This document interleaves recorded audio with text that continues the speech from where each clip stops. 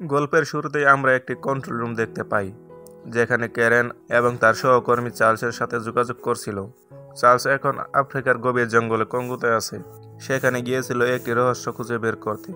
আসলে চার্লস ও তার টিম খুঁজছে একটি বিশেষ ধরনের ডায়মন্ড, যার নাম হলো এলিভিয়া। এই ডায়মন্ডের শক্তি এতটাই যে এর মাধ্যমে পৃথিবীর ইতিহাস বদলে যেতে পারে এবং এর পাশাপাশি আরও অনেক ভয়ানক কাজ করা যাবে। কিন্তু চিন্তার বিষয় হলো, এই শক্তি যদি ভুল মানুষের হাতে চলে যায় তাহলে পুরো পৃথিবী ধ্বংস হয়ে যেতে পারে। এরপর অনেক খোঁজাখুঁজির পর অবশেষে চার্লস ব্লু ডায়মন্ডের কিছু অংশ খুঁজে পায় আর এটিকে লেজার বন্দুকের ভেতরে প্রবেশ করায়। এরপর তার মাধ্যমে ক্যারেনকে একটি ডেমো দেখায়। ক্যারেন তার এই চমৎকার দেখে অবাক হয়ে যায়, কারণ এই ডায়মন্ড এতটাই শক্তিশালী যে লেজার রশির মাধ্যমে পৃথিবী থেকে চাঁদের উপর গর্ত তৈরি করতে পারে। ক্যারেন যখন চার্লসের সঠিক লোকেশন খুঁজে বের করার চেষ্টা করছিল, ঠিক সেই মুহূর্তে কিছু সমস্যার কারণে হঠাৎ করে চার্লসের সাথে তাদের যোগাযোগ বন্ধ হয়ে যায়। এরপর আমরা দেখতে পাচ্ছিলাম চার্লসের এক বন্ধু তাকে বলে, আমার মনে হয় আমি ডায়মন্ডের আসল জায়গায় সন্ধান পেয়েছি। একথা বলার পর সে চার্লসকে নিয়ে একটি রহস্যময় লেকের সামনে আসে, যার নিচ দিয়ে একটি গোপন সুড়ঙ্গ চলে গেছে। চার্লস এবং তার বন্ধু লেকের নিচ দিয়ে সেই সুড়ঙ্গে পেরিয়ে চলে যায় অপর প্রান্তে, কিন্তু সেখানে যা তারা দেখে তাতে তারা পুরোপুরি হতবাক হয়ে যায়। চার্লস মূলত এখানে এসেছিল ডায়মন্ড খুঁজতে, কিন্তু সে আবিষ্কার করে ফেলেছে এক প্রাচীন শহর। হয়তো এই শহরের মধ্যে কোথাও লুকিয়ে আছে সেই বিশেষ ব্লু ডায়মন্ড, যা এতদিন তারা খুঁজছিল। সবাই অনেক খুশি হয়, কিন্তু তাদের এই আনন্দ বেশিক্ষণ হয়তো থাকবে না। হঠাৎ করে জঙ্গলের অন্ধকার থেকে বেরিয়ে আসে অজানা কিছু প্রাণী। এরপর চার্লস এবং তার দলের উপর ভয়ানক আক্রমণ করে। পরের দৃশ্যে আমরা দেখতে পাই ক্যারেন যখন চার্লসের সাথে যোগাযোগ করার চেষ্টা করছিল, একটি পর চার্লসের ক্যামেরা কানেক্ট হয়, কিন্তু তারা যা দেখতে পারে এতে ক্যারেন খুবই ভয় পেয়ে যায়। আমরা দেখি চার্লস এবং তার টিমের সবার নিথর দেহ মাটিতে পড়ে আছে। এর মানে হয়তো তারা আর কেউ বেঁচে নেই, কিন্তু তখনই কিছু একটা হঠাৎ ক্যামেরার সামনে চলে এসে সেটিকে পুরোপুরি নষ্ট করে দেয়। সবকিছু এত তাড়াতাড়ি ঘটতে যাচ্ছিল যে ক্যারেন এবং তার দল কিছুই বুঝতে পারে না।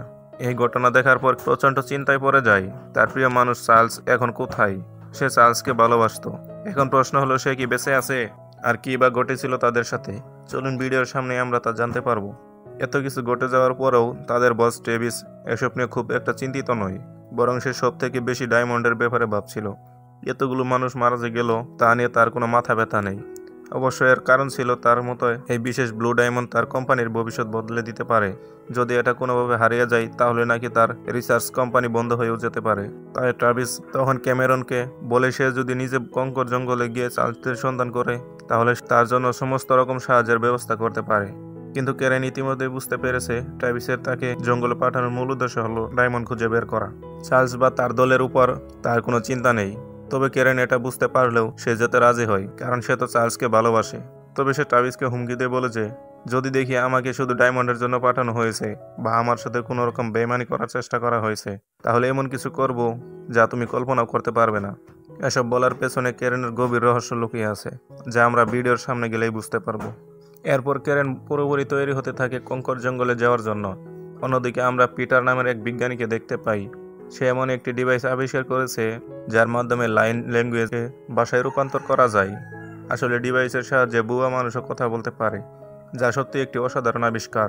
আর এই গবেষণার জন্য সে বেছে নিয়েছে একটি গরিলাকে, যার নাম এমি। আমরা দেখি এমি ছিল খুবই বুদ্ধিমান। পিটার তাকে অনেক দিন ধরেই সেই ডিভাইসের মাধ্যমে লাইন ল্যাঙ্গুয়েজ শিখাচ্ছে। এ কারণে পিটার একদিন সবার সামনে তার এই আবিষ্কার প্রদর্শন করে। সেখানে আসা সমস্ত লোক এমির এরকম কথা বলা দেখে অবাক হয়ে যায়।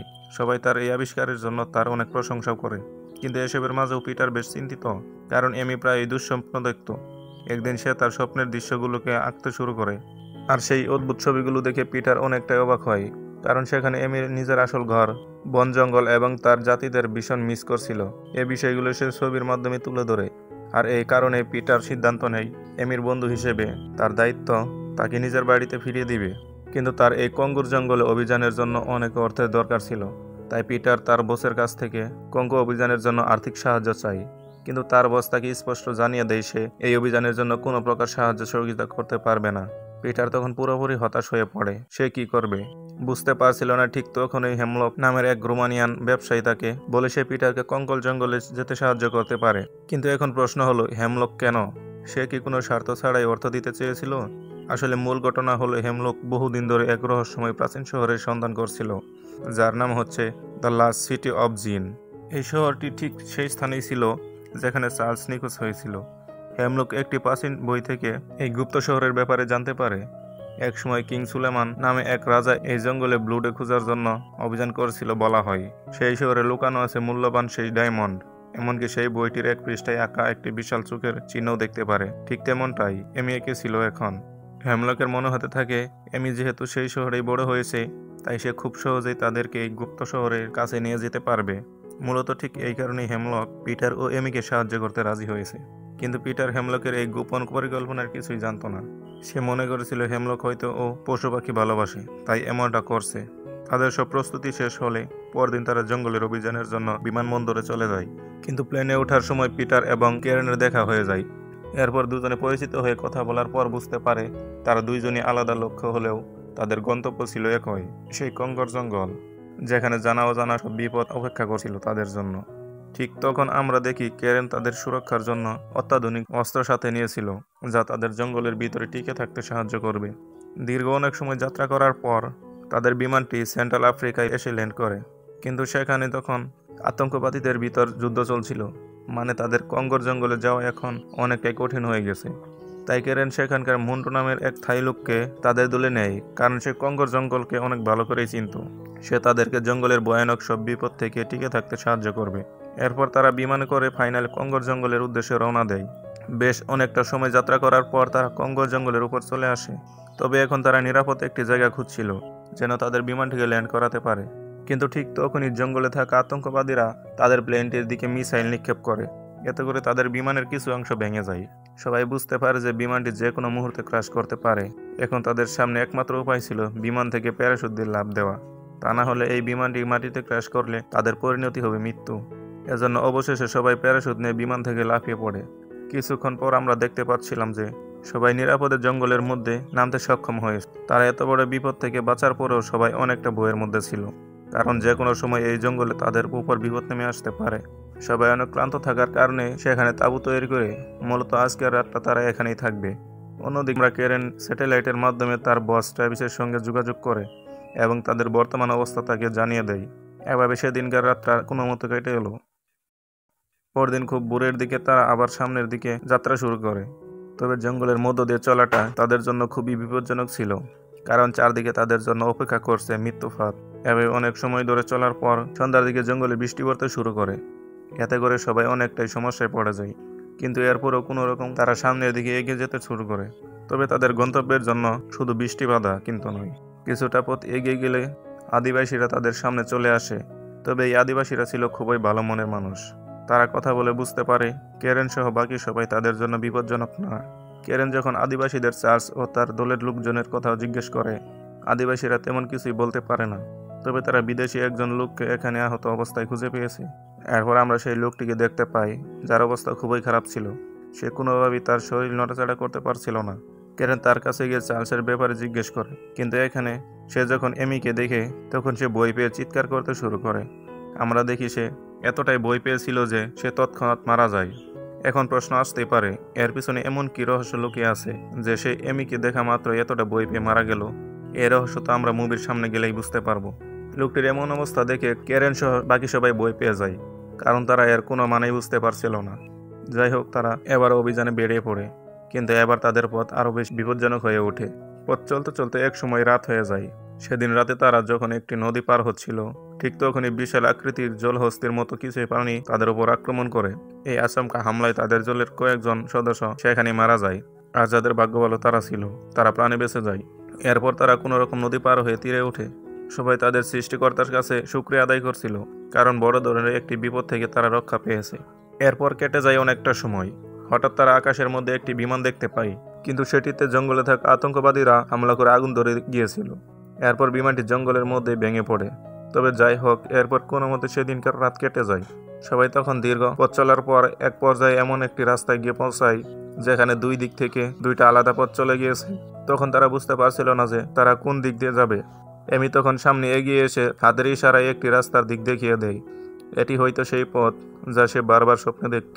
এবার এমির কথা মতো সেই পথ ধরে সামনের দিকে এগোতে থাকে।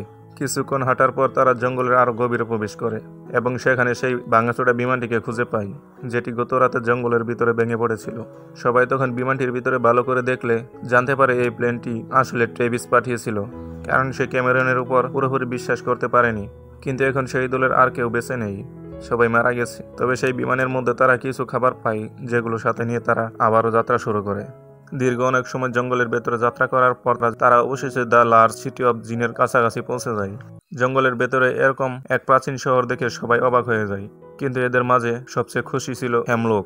আমরা দেখতে পারি শহরটির সামনে একটি বিশাল মূর্তি ছিল। এমি কিন্তু ঠিক তার স্বপ্নে এমন কিছুই দেখেছিল।